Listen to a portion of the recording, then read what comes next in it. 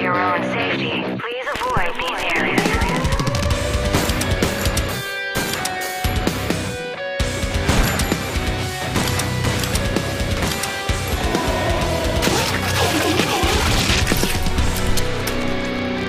Salut, bienvenue dans Classé 18+, salut Aymeric. Salut Mougouri. Ça va? Ça va très bien et toi? Ça va.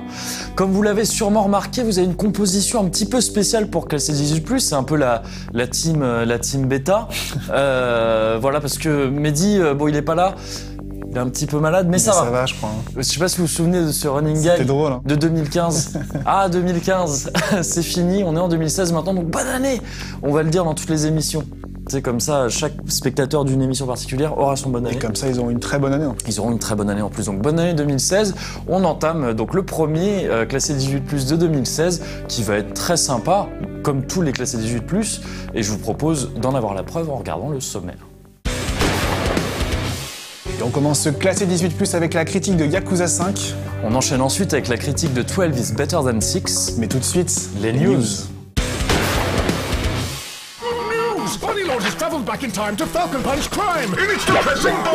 On commence ces toutes premières news 18+ estampillées 2016 avec de l'indé et la date de sortie de Not a Hero sur PS4. C'est donc le 2 février prochain que les joueurs pourront aider Bunny Lord à appliquer sa vision d'une ville sans crime.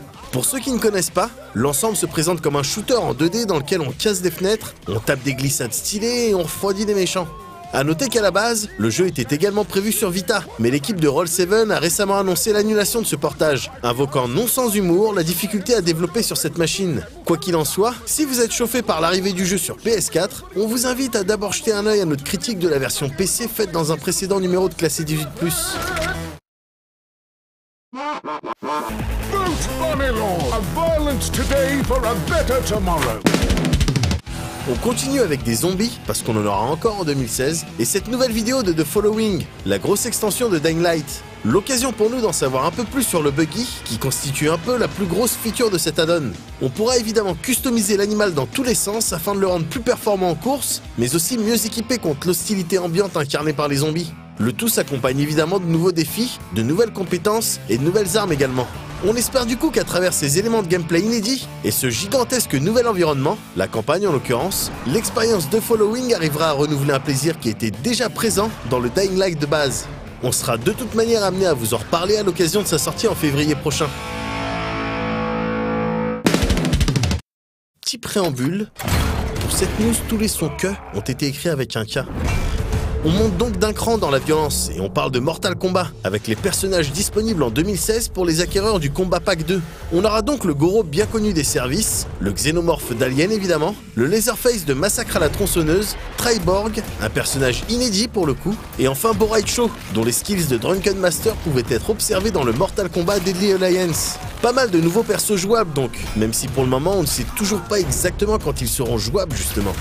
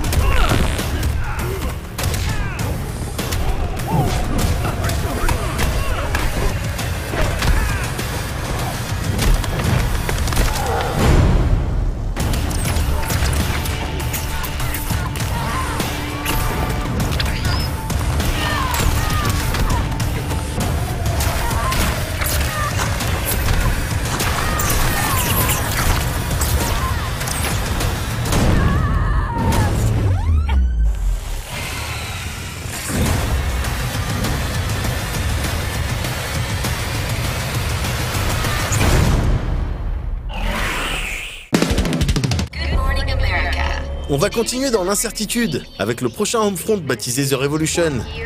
L'incertitude parce qu'on vous rappelle qu'on n'avait pas été spécialement emballé par le premier épisode, mais c'était une autre époque, un autre éditeur et d'autres machines.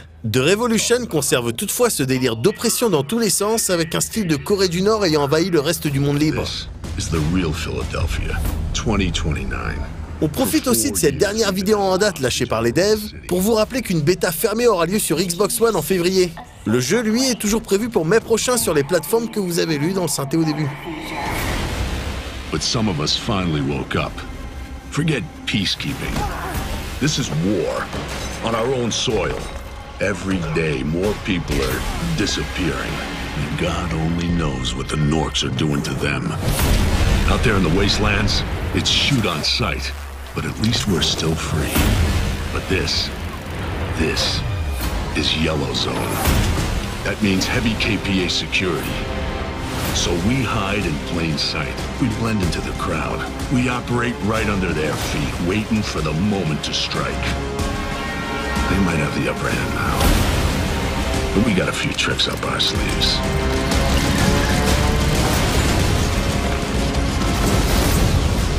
Remember, the revolution is nowhere. The revolution is everywhere. You are the revolution.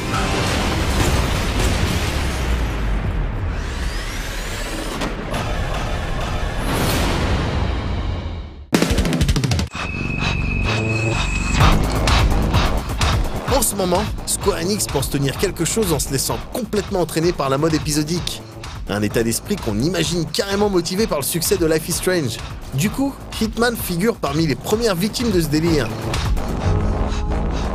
Les prochaines aventures de l'agent 47 seront donc distillées tous les mois, et ce, à partir du 11 mars prochain.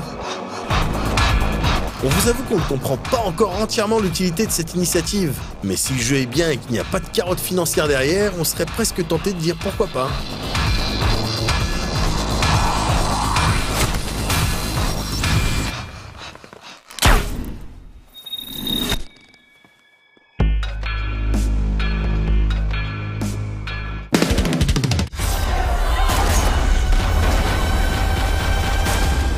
On enchaîne avec The Division, parce que le jeu sort bientôt et qu'Ubi se remet à communiquer dessus. Le dernier trailer en date tente de nous réambiancer en mettant l'accent sur l'hostilité du dehors et la dimension coop du jeu. On vous rappelle que les événements de The Division se déroulent dans une New York livrée à la déprime et au pillard, peu de temps après une épidémie massive. À la fin, le trailer n'oublie pas de mentionner la Dark Zone, cet endroit a priori PVP dans lequel tension et coups de pute seront quotidiens. Là encore, une bêta est prévue, et dans la mesure où le jeu sort le 8 mars prochain, on imagine que celle-ci ne devrait pas tarder à s'ouvrir. Et dans votre aventure, vous trouverez un lieu au-delà de ces murs. La Dark Zone, où l'avidité et la peur peuvent vous corrompre, où il ne faut faire confiance à personne. Ce combat n'est que le début.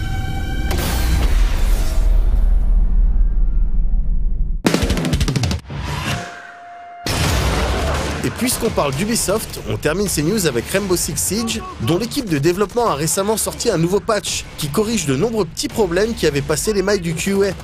Parmi ces ajustements, le plus important concerne le tick rate, revu à la hausse pour passer de 30 à 60.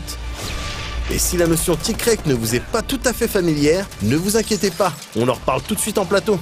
En attendant, le patch est d'ores et déjà disponible sur ordinateur comme sur console.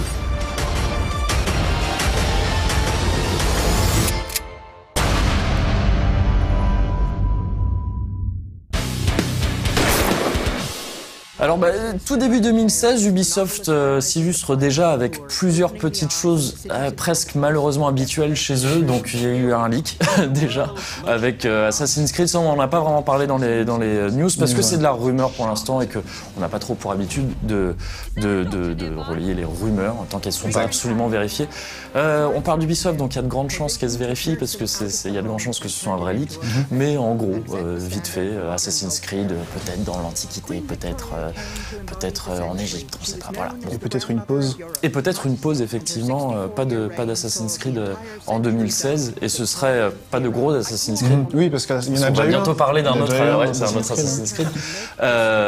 Ça, c'est peut-être l'information la plus plausible et la plus vérifiée jusqu'ici. Pas d'Assassin's Creed en 2016. C'est pas plus mal, hein. C'est ce que j'allais voir dire. la série un peu se reposer. Ce serait une bonne nouvelle. Ce serait une bonne nouvelle. Ouais.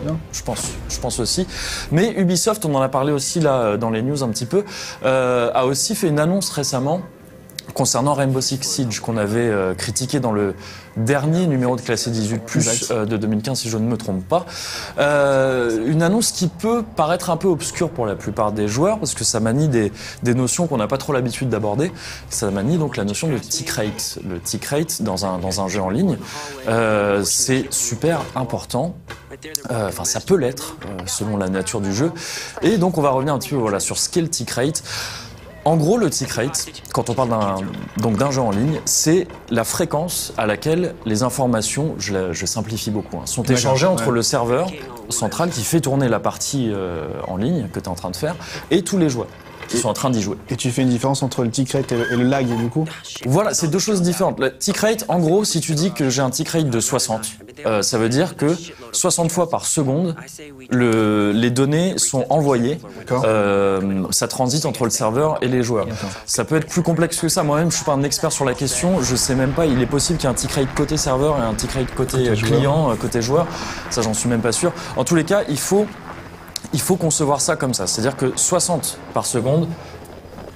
fois par seconde, il y a un paquet qui part et le serveur dit en fait, cette personne est là, en fait, cette personne est là, en fait, l'état de la partie est celui-ci.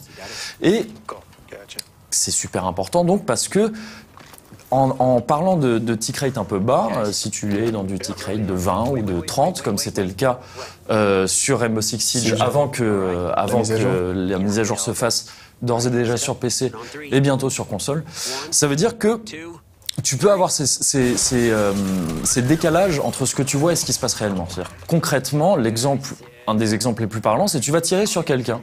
T'as l'impression de lui avoir mis un headshot, de lui avoir mis 5 balles dans le corps. Alors qu'en fait, il était plus là. Ouais, c'est ça. Ouais. Il était plus là, en fait, déjà. Mais sur ton écran, tu l'auras vu. Sur ton écran, tu l'auras vu, parce que, encore une fois, c'est pas la même chose. Ce que l'écran t'affiche, c'est du passé, en fait, quelque part. On parle de millisecondes, mais c'est du passé. Et c'est parfois des interprétations faussées, entre guillemets, par d'autres paramètres qui sont là, justement, pour pas que tu vois des mecs, que le tick rate fasse influe sur le FPS et plein d'autres choses. En fait, ce que tu es en train de me dire, c'est que je peux sortir cette excuse-là la prochaine fois. C'est une très bonne excuse. D'accord. C'est une très bonne excuse. Le tick rate, il est nul. En plus, les gens ne comprendront pas, donc ils auront. C'est ça. C'est ce genre de truc un peu obscur que tu peux sortir comme ça. Nickel. Donc voilà, c'est une notion qui est vraiment à part de tout le reste. Ça n'a rien à voir avec les frames per seconde.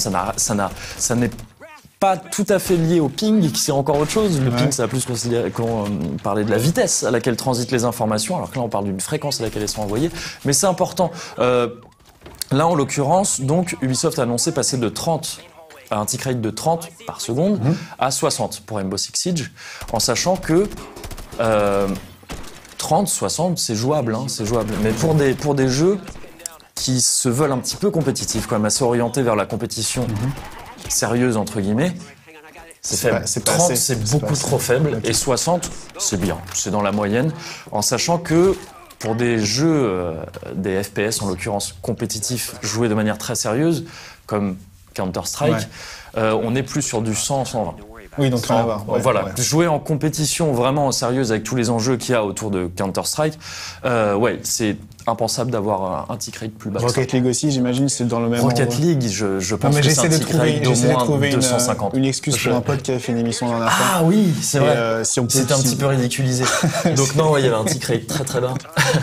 Ça peut, le tick rate, tu vois, par exemple, c'est ce qui peut donner, on en parlait justement, tu sais, ces kill cam que tu peux avoir, c'est des goal cam du coup dans Rocket League, parfois, elles peuvent être différentes de ce que tu as constaté en jeu. Ça peut être dû parfois au tick rate, mais ça n'est pas forcément que ça. Parfois, la kill cam ou la goal cam, en l'occurrence, réinterprète carrément. C'est ça, j'ai cru comprendre que dans certains cas, tu ne voyais pas ce que tu avais fait et que la personne non plus ne voyait pas. C'est ça, ça dépend. Ça n'avait rien à voir en fait avec ça dépend, mais ça peut être en partie dû à ce tick rate. Où ce que tu avais vu dans ta partie ne correspond pas à ce qui s'est passé réellement d'un point de vue serveur, et c'est le serveur qui détient la vérité dans ces jeux-là. Tu vois, ce qui se passe du côté serveur, c'est ce qui se passe en vrai. Toi, tout ce que tu peux voir, c'est une interprétation qui est donnée. Voilà, c'est ça. D'accord. Donc voilà, c'est important. On voulait revenir un peu rapidement là-dessus pour qu'on comprenne un peu les enjeux. C'est pas les seuls problèmes qui touchaient Rainbow Six Siege. Certains qu'on n'avait pas pu voir dans la critique, des gens en ont parlé ensuite. On est désolé, hein, c'est dur de se rendre compte de ce genre de points, parce que c'est quand même très fin. Tu vois, c'est des données qui se comptent en millisecondes. Quoi, tu vois, c'est dur quand on n'est pas vraiment expert à un point flippant de ces jeux-là. Mais il n'empêche que ça peut, consciemment ou non, influer sur l'expérience de jeu de tout le monde, donc il fallait en parler. Et ouais, le tick rate, c'est pas le seul problème, il y a aussi d'autres trucs un petit peu bizarres, parfois on en parlait hier, on regardait ça ensemble, de visées un peu différentes, où tu as l'impression de voir quelqu'un et lui il te voit pas du tout, en fait, ce qui est extrêmement gênant pour un FPS. Un petit peu.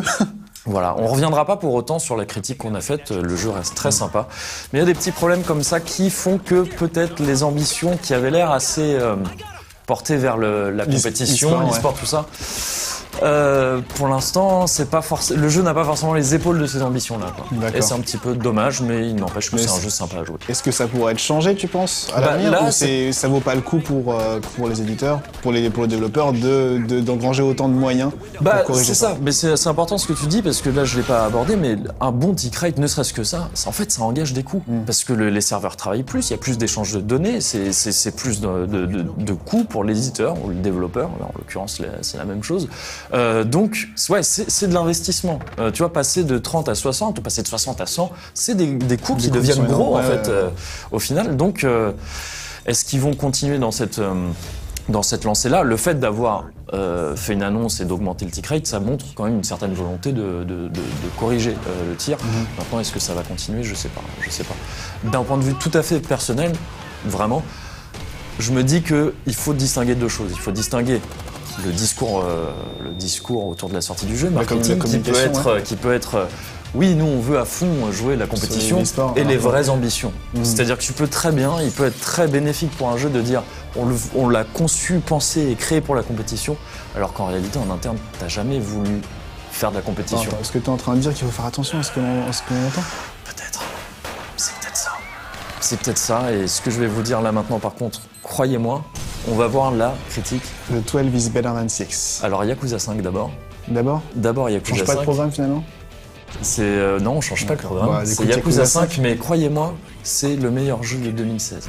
Et c'est un jeu très porté sur la compétition. Tu sais pourquoi j'ai confondu? Parce que j'ai l'impression qu'à chaque fois, le jeu est différent. À chaque fois que tu le regardes, tu changes de plan de vue et tu reviens et c'est pas le même jeu.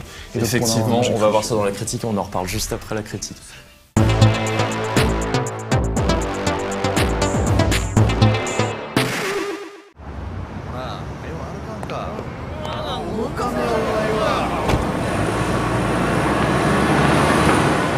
C'est vrai que la vie ne tient qu'à un fil, certaines choses ne tiennent parfois qu'à un hashtag.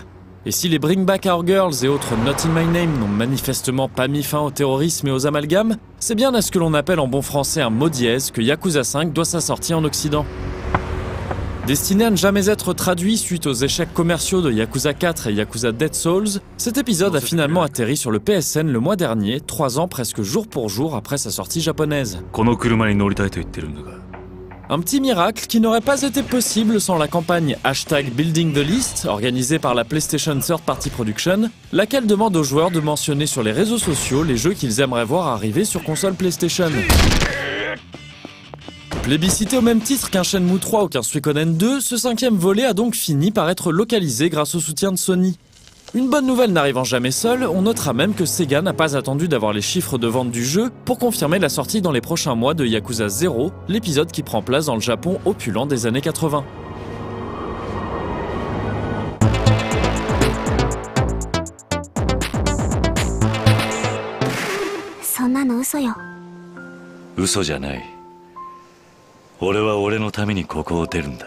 Cela fait 6 mois que Kiryu Kazuma s'est retiré, laissant derrière lui son orphelinat d'Okinawa et son quotidien partagé entre plage, enfants et chemise hawaïenne. Pour ne pas contrarier les rêves de gloire de sa petite Haruka, ce gangster au grand cœur a en effet été contraint de disparaître. Parce qu'un scandale n'est jamais loin et qu'il est particulièrement mal vu pour une future idole d'avoir été élevée par un ex-mafieux, Kiryu est devenu Suzuki et vit désormais du côté de Fukuoka où il travaille comme chauffeur de taxi. Les choses auraient pu s'arrêter là, chacun poursuivant sa route de son côté. Mais parce que le passé finit toujours par nous rattraper, le héros va malheureusement vite être arraché de sa nouvelle vie.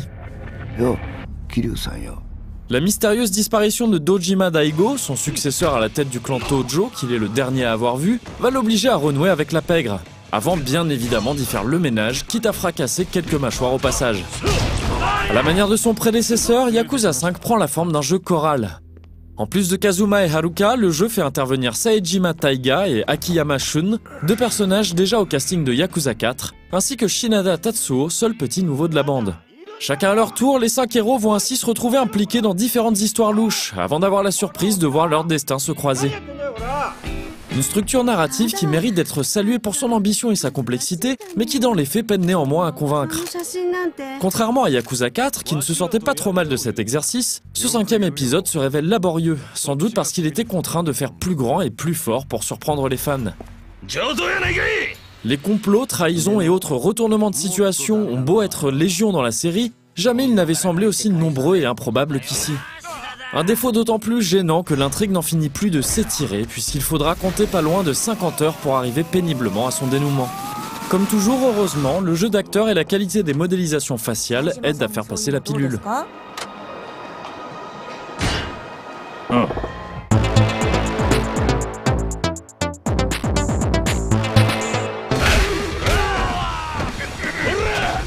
Yakuza 4 apportait un peu de nouveauté en attribuant à chaque héros un style de combat qui lui était propre. Et Yakuza 5 poursuit sur cette lancée et va même plus loin, puisqu'il fait évoluer la série en y ajoutant des portions de gameplay liées à un seul personnage. Bien évidemment, le jeu reste fidèle à ce que l'on connaît et prend toujours la forme d'un beat'em all placé dans un monde semi-ouvert. Seulement voilà, pour prendre du bon temps, il n'est plus simplement question de s'arrêter au Game Center, où Virtua Fighter 2 et quelques morceaux de Taiko no Tatsujin sont d'ailleurs disponibles, de jouer aux fléchettes, de faire un karaoké ou de draguer des hôtesses. Hormis dans le cas d'Akiyama, particulièrement en retrait dans cet épisode, il est désormais possible de participer à des quêtes secondaires plus travaillées et tout inspirées du background des personnages. Kiryu peut ainsi se rendre à son agence de taxi pour accepter différentes missions. Certaines d'entre elles exigeront qu'il conduise avec précaution, alors que d'autres feront dans le social et lui demanderont de faire causette avec des clients. Des courses clandestines sont même disponibles et il sera très vite possible de customiser sa voiture ou de déclencher des pouvoirs spéciaux pour prendre le dessus sur ses rivaux. Une nouveauté bien sympathique, même si la conduite aurait mérité d'être un peu plus soignée. Après une longue séquence particulièrement inintéressante qui aboutira à son évasion, Saejima se retrouvera quant à lui perdu dans un village du Hokkaido. L'occasion de prendre le fusil pour s'essayer à la chasse et même de placer différents pièges pour récolter ressources et nourriture. Une bonne idée là encore, même s'il faut bien admettre que la prise en main laisse à désirer et que le terrain de jeu, assez linéaire, n'incite guère à pousser l'expérience. Ex-joueur professionnel de baseball, Shinada doit de son côté renouer avec sa passion au cours de différents défis. Mais quand on sait qu'il est désormais pigiste pour une revue coquine, on regrette que Sega n'ait pas choisi de creuser cet aspect de sa vie professionnelle. Présente depuis les débuts de la série mais jouable pour la toute première fois, Haruka a bénéficié d'un traitement tout particulier. Parce qu'il était manifestement pas question de la voir se crêper le chignon, les combats ont logiquement été remplacés par des battles de danse. Son chapitre est donc ponctué par différents types de mini-jeux musicaux, tandis qu'il est possible de développer sa carrière d'idol juste pour le kiff. En plus du télécrochet auquel elle participe et qui contribue à faire avancer le scénario, elle devra donc prendre part à toutes sortes d'événements promotionnels qui vont de la rencontre de fans à la participation à des émissions télé. Un morceau conséquent et plutôt intéressant, et qui ne souffre au final que d'un gameplay un peu trop simpliste quand on est amateur de rhythm game.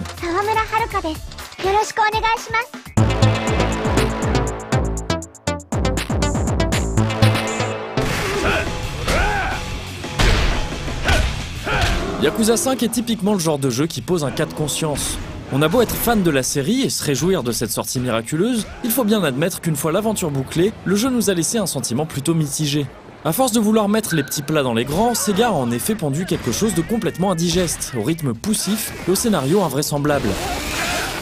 La qualité de l'écriture est évidemment en cause, avec ce ton qui délaisse de plus en plus l'ambiance noire des premiers volets pour des rebondissements dignes d'un vulgaire drama. Mais le vrai problème est davantage structurel, et il est lié à un game design daté, qui contraint parfois à faire 2 pas pour déclencher une cutscene, ou à participer à des mini-jeux sortis de nulle part pour progresser. Les développeurs ont tellement dissocié gameplay et narration que le jeu en devient pénible, surtout si l'on cherche simplement à connaître le fin mot de l'histoire. Cela dit, les Yakuza ne se jugent pas uniquement sur la qualité de leur quête principale. Il y a évidemment la violence des combats et l'inventivité jubilatoire des finish moves qui en font un titre toujours aussi amusant. Mais la série est aussi connue pour cette plongée incomparable qu'elle nous offre dans un Japon fictif et fantasmé, mais quelque part complètement crédible. Et ce n'est pas qu'une question de représentation et d'ambiance, avec ses néons, ses combini ou ce brouhaha permanent et caractéristique. Ce n'est pas seulement pour l'aspect bac à sable, qui garantit plus d'une centaine d'heures de jeu. Il y a aussi une vraie dimension culturelle dans le jeu, à l'image du mini-game de Manzai, voire sociétale même, quand Kiryu discute avec ses clients ou que Haruka découvre les coulisses du showbiz. Évidemment, le tout est souvent traité sous le prisme de l'humour, mais Yakuza 5 a tout de même le mérite de porter un regard assez large sur le Japon, avec tout ce que cela implique en termes de découverte et de malaise. Difficile donc de le voir sous un jour strictement négatif. Surtout que l'on est prêt à pardonner pas mal de choses à un jeu qui nous propose d'affronter un ours géant à main nue.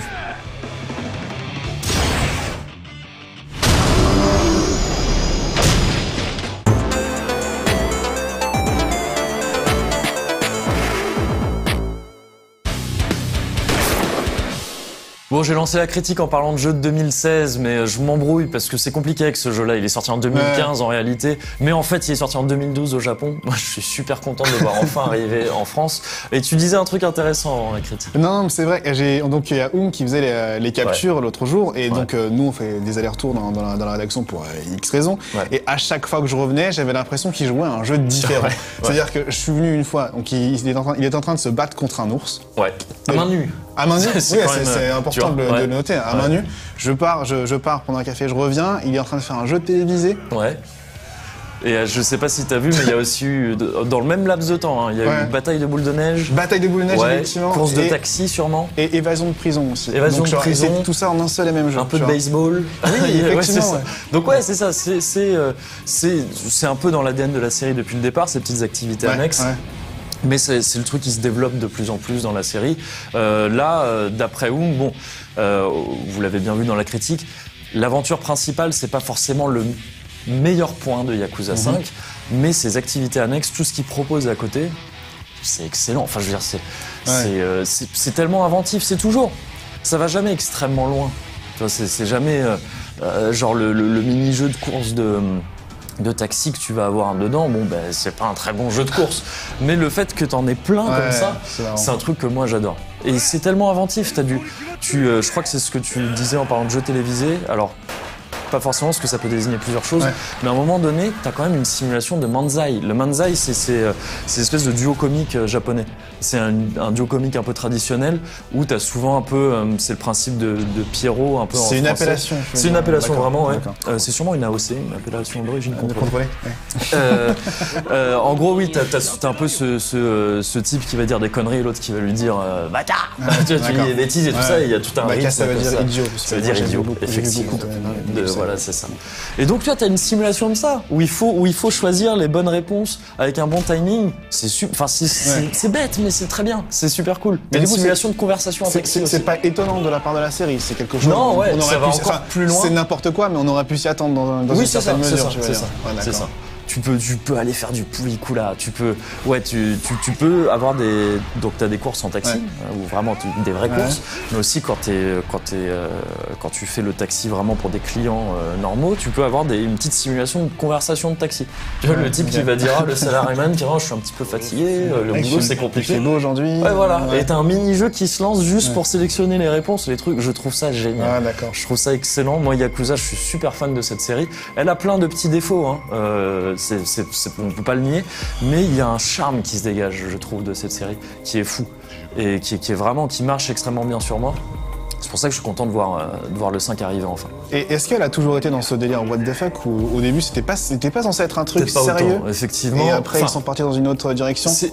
Les deux premiers, il y a une rupture entre les deux premiers et les suivants.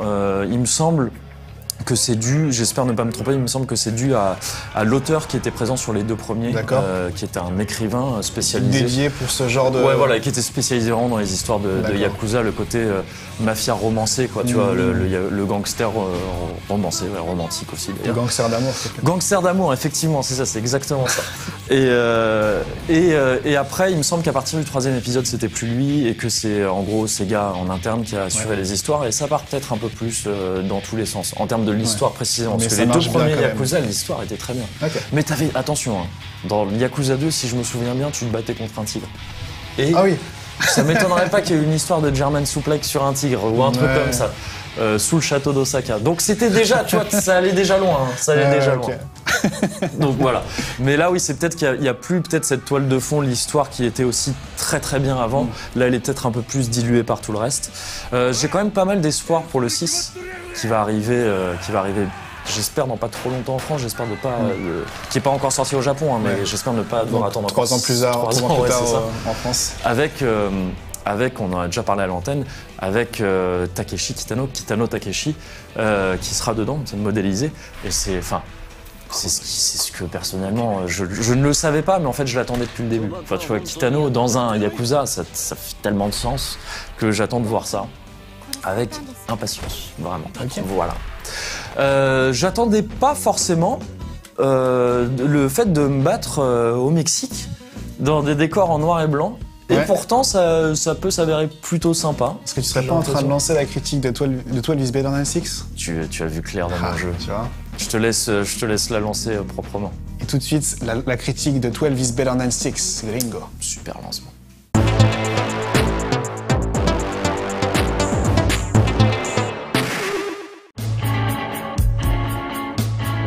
Au sein de cette rédaction, on a une fierté, celle d'avoir systématiquement des avis bien tranchés et des opinions assumées et de vous livrer, sans filtre ni crainte de choquer, nos ressentis les plus honnêtes, même lorsqu'ils sont à contre-courant de la bien-pensance, de la pensée unique et de l'agenda des Illuminati. C'est pourquoi si vous nous posiez la question, les campagnes de financement participatif sont-elles une opportunité ou une menace pour l'industrie du jeu vidéo, on vous répondrait par un courageux, en fait, ça dépend. Ça dépend des studios qui en sont à l'origine, du suivi que ces mêmes studios sont capables d'apporter, mais aussi et avant toute chose, de ce qui justifie le lancement de ces campagnes. Car s'émanciper d'un éditeur pour développer un jeu en toute indépendance, avec des contraintes de temps et des obligations de résultats minimisées, oui, clairement, bien sûr, ça peut donner quelque chose de positif, d'original, d'intéressant, et les exemples foisonnent. Mais faire appel au grand public, se baser sur sa confiance et ses fonds pour financer un jeu visiblement déjà ou quasi terminé, c'est un processus un peu plus difficile à défendre. Et malheureusement, les exemples foisonnent aussi. D'ailleurs, c'est plus ou moins ce qu'a fait Inkstan's Games pour son action shooter en sortant 12 is Better than 6, un petit mois à peine après la fin de sa campagne sur Kickstarter. Alors ça ne remet pas en cause les compétences de l'équipe de développement, ni l'effort qu'elle a consenti pour produire le jeu, mais voilà, 12 is Better than 6, après 2 campagnes de financement, une échouée et une autre réussie de justesse, est sortie du chapeau du studio à la fin du mois de novembre, soit 4 mois plus tôt que prévu.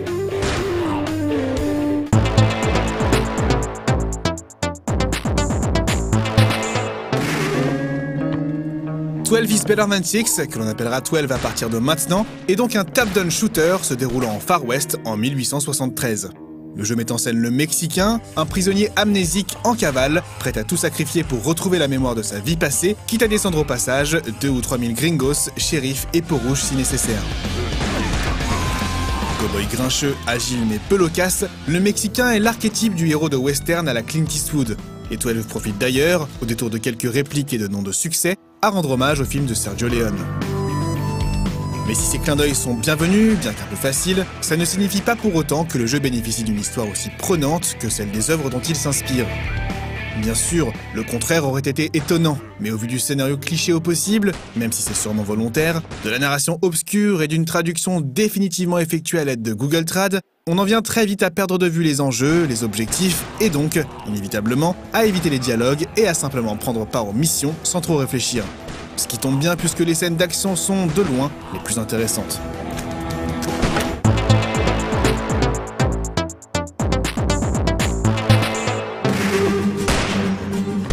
Si 12 partage de nombreux points communs avec Hotline Miami et doit certainement une part non négligeable de son inspiration aux 2 excellents titres de Denathan Games, sa jouabilité est quant à elle très différente, pour ne pas dire unique en son genre. Complètement raccord avec la technologie de l'époque, technologie qui, s'il est besoin de le rappeler, ne faisait pas encore la part belle aux armes automatiques, 12 impose notamment au joueur de recharger son siku après chaque balle tirée.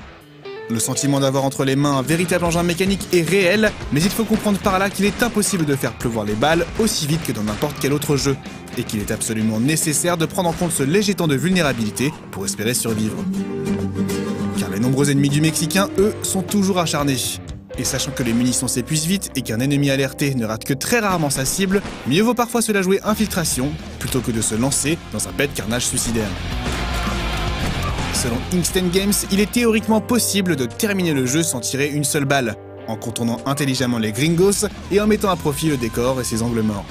Sauf que naturellement, ce n'est pas la façon la plus simple de procéder. Le jeu dans son ensemble propose d'ailleurs un challenge plutôt relevé. Dommage, le jeu est parfois difficile pour des raisons pas forcément prévues par les développeurs.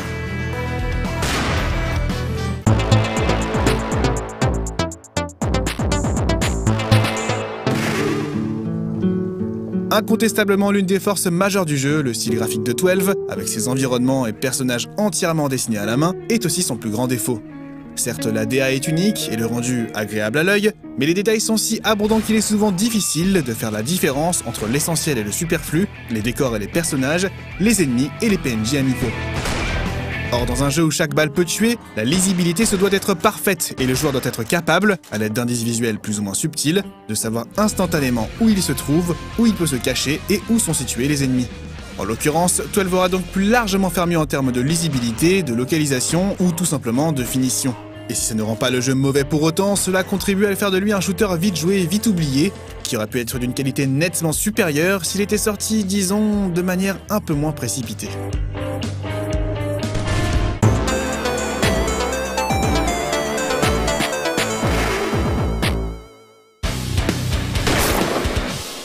Voilà, donc 12 is better than 6. À vue de nez comme ça, je le décrirais comme un genre de Hotline Miami presque monochrome. C'est Au à Mexique. première vue, ça ressemble à ça. Ouais, Juste finalement, avant, pas tant que ça. je voulais juste revenir sur un truc. À la base, je voulais Vas-y. faire ce plateau et te montrer des dessins Ouais. et te faire deviner qu'est-ce que c'est.